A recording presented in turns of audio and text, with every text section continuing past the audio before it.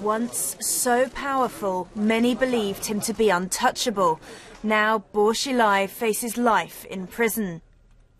It's a stiffer sentence than he might have hoped for when he arrived in court this morning.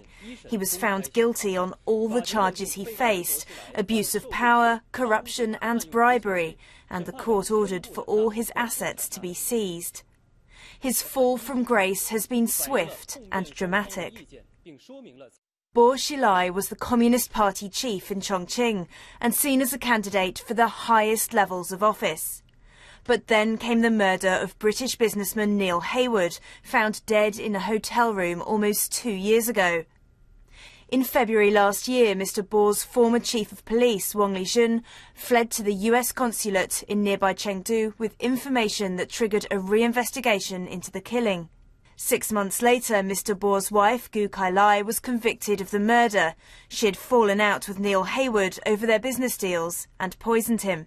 Mr. Bo had already been removed from his post as party chief, and in July this year he was accused of covering up the killing and embezzling funds.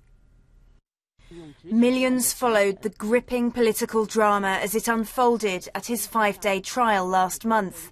Foreign media were not allowed in court, but in an unprecedented experiment in openness, partial transcripts were posted on a microblog website, although the information was heavily edited.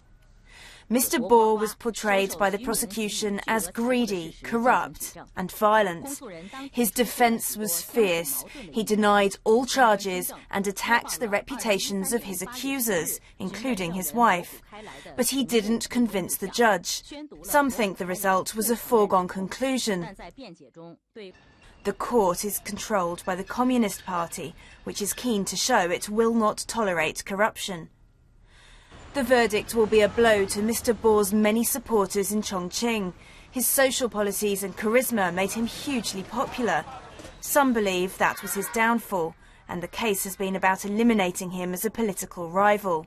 Bo Xilai could launch an appeal, and the case could be retried in a higher court. The verdict is unlikely to be overturned, but the appeals process would help China's leaders show an accused person has the right to defend themselves. Reason enough, perhaps, to let the saga continue. Emily Thomas, BBC News.